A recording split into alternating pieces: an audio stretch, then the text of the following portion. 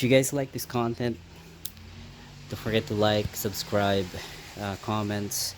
uh, Definitely appreciate it, guys. All right, thanks for watching, guys.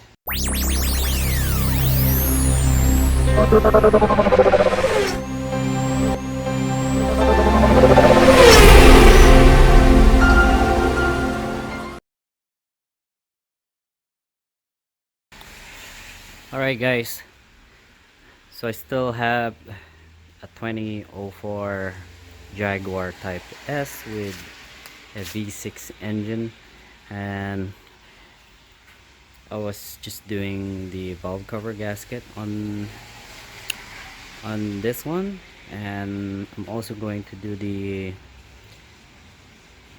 radiator and the coolant reservoir. So I'm gonna go at this as I go along. I'm gonna see what needs to remove, what not to remove. um, so the first step I'm gonna do is remove this trim. Gonna remove this, and hopefully I can separate it. If not, I might have to remove the whole air box so I can remove the whole assembly. So but anyway, that's part of the cover here. Remove these clips, that okay. Okay, guys, so the panel here and the air duct here is out, and the next step I'm going to take is I'm going to remove this 8mm bolt, remove this hose, and there's another hose that I will be removing here, but I'm not gonna do that yet. I'm just gonna remove this and just possibly push it away over there just to see what else I need to remove. But after that, I'm going to remove that adapter holder for the radiator.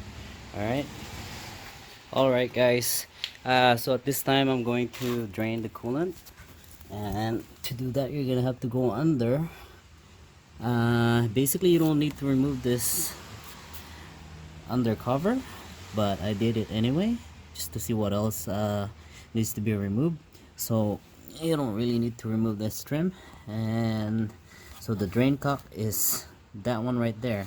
And to drain it, you're gonna need a N19, and you're gonna turn it, loosen it, and then the water is probably gonna come out here or underneath. All right, so I'm gonna loosen it. I'm gonna show you guys which hole it's gonna come out to. I bet you, I think it's gonna be coming from this hole, so it's gonna drain from this hole. Okay. Alright guys, so it's draining, and it is draining from the hole that I thought it was, and I'll just let it drain until it's finished, and then I'm gonna start removing, so I can start removing some hoses. Alright guys, so the coolant's still draining, it's not done, and I'm gonna tackle the hose here and the reservoir. I'm gonna start removing the transmission lines, the hose, and yeah, the reservoir here. So what I've done here is, see, there's a clip there, so I've already put that in the position that where it needs to go, so I can pull that hose out. And there's also a connector right there that I'm having to remove. But first I'm going to remove this connector hose, so then I have lots of space to remove that connector. Alright guys, so I was able to pull the transmission line here, so that's the line, and the lower hose, so those two are out. And there's also another transmission line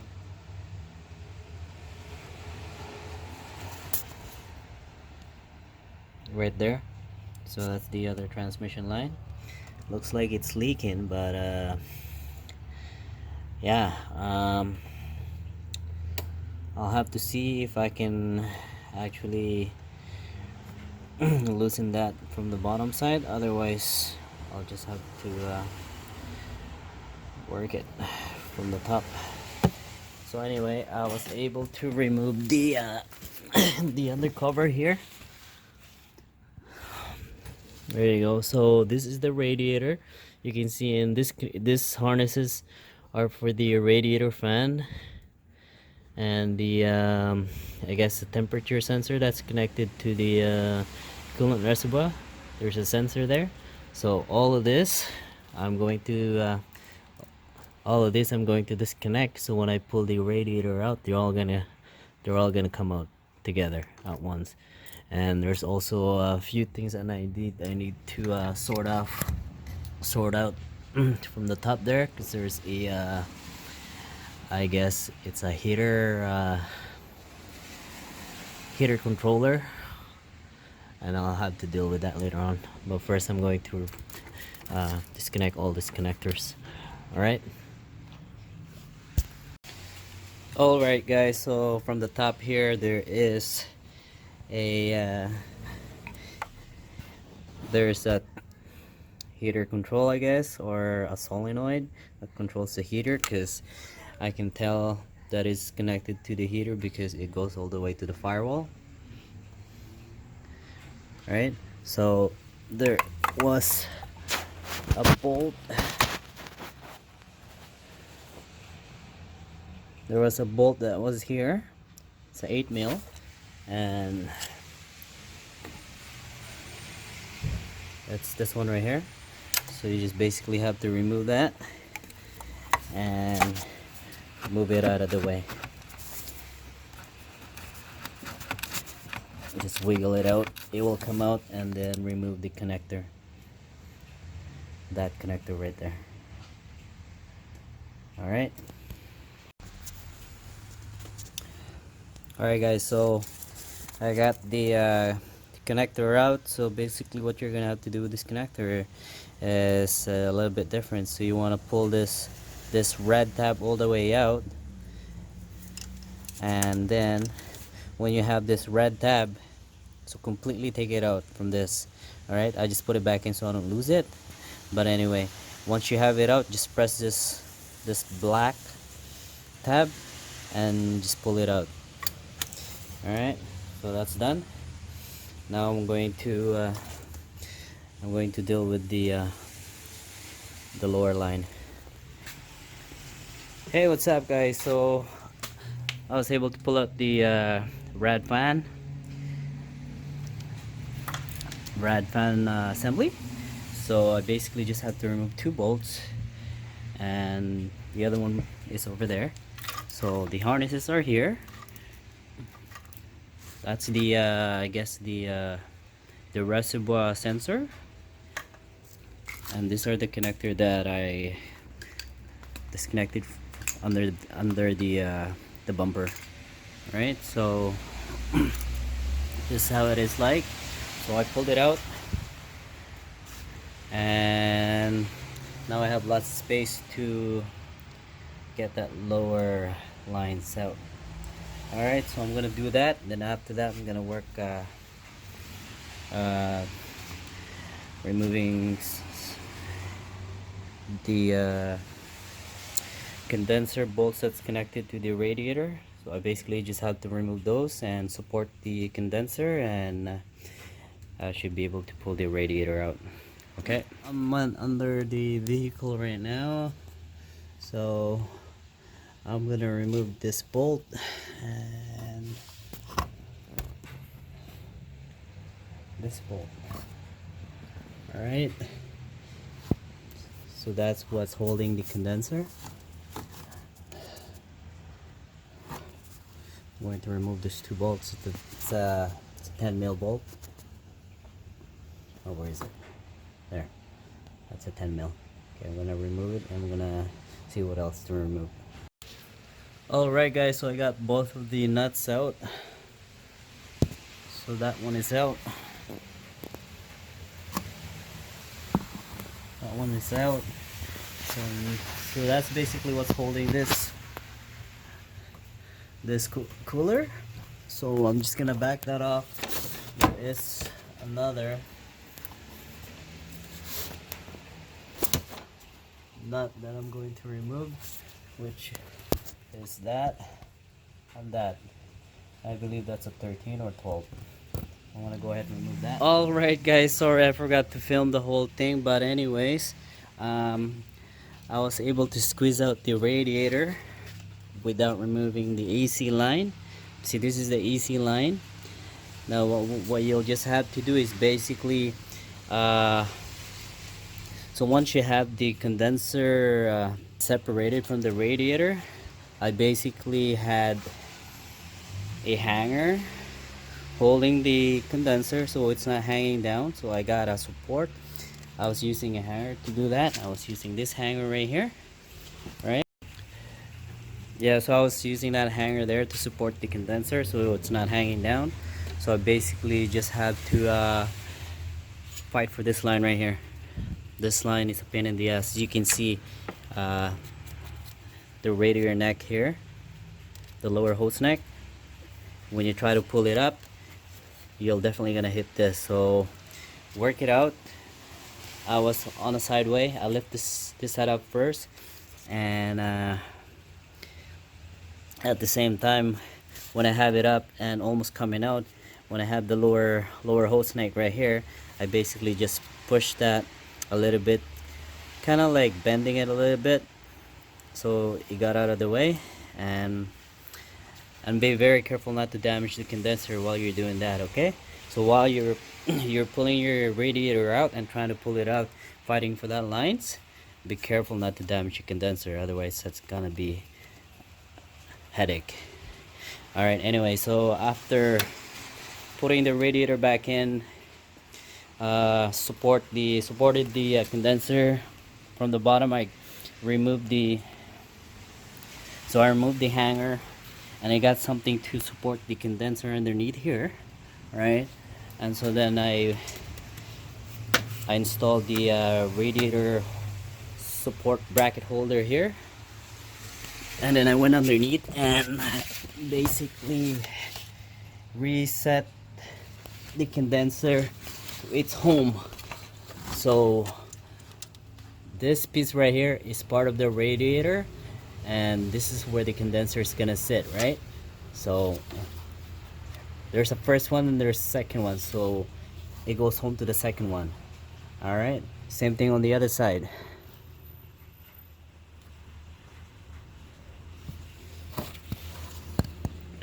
Right here. All right, so it's sitting good and the bolts is ready to go in. I'm just gonna tighten the bolt and put this oil cooler line in too, as soon as I get that bolt in. All right, condenser are all tight now, condenser bolts. All right, so now the next step that I'm gonna do is I'm going to all right, from the top, guys, so I'm going to install the transmission line right there, this hole right here, and after that I'm going to install the radiator fan.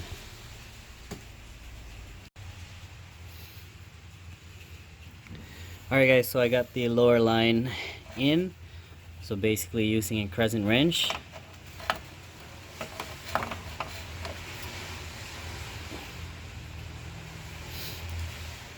Nice and tight. Okay, that's it.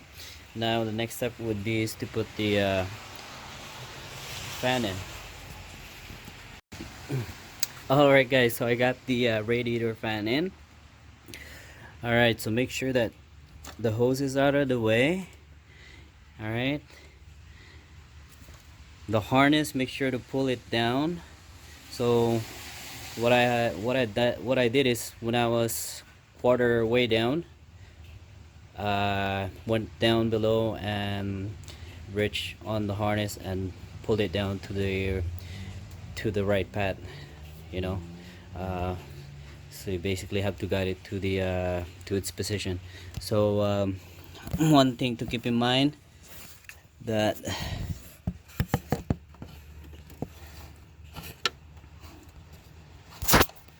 all the way down there,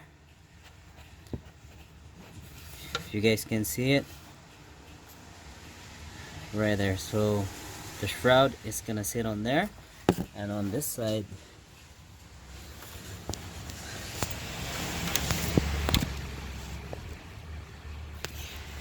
you can't see it.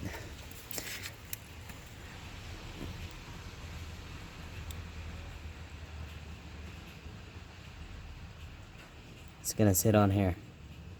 It's sitting right there, the fan shroud. So that's part of the radiator, and the fan shroud is radiator fan is sitting right there. All right, so it's all the way in. So the next step is to install the bolt. So there's 2 bolts, one here and one there, and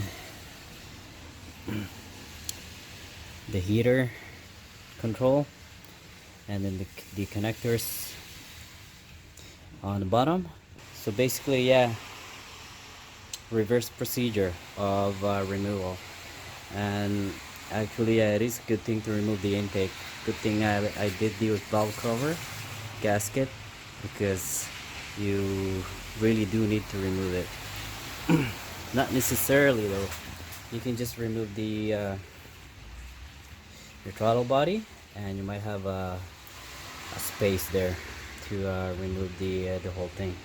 So that's what I will do. If I didn't remove the intake manifold, I would try to remove the throttle body first, and that if that will give me a room to remove the radiator, then it is what it is, right? That's all that I'm gonna remove. Otherwise, if there's not much room, I'll remove the intake manifold. But yeah, that's basically the step into doing this. So I basically just have to put all the hoses all together, and the reservoir, fill up with coolant, and bled the system, and it should be done. So alright guys, the car is running now, and just a quick tip for you guys: when you guys are filling up the coolant, so you open this up, make sure that this bleeder screw is also open when you're filling it up. So you can just loosen it, or just remove this one all the way out. Alright, and basically I have the car running right now. I'm just checking to see if it overheats or anything like that, any leak underneath. I don't see any leak underneath,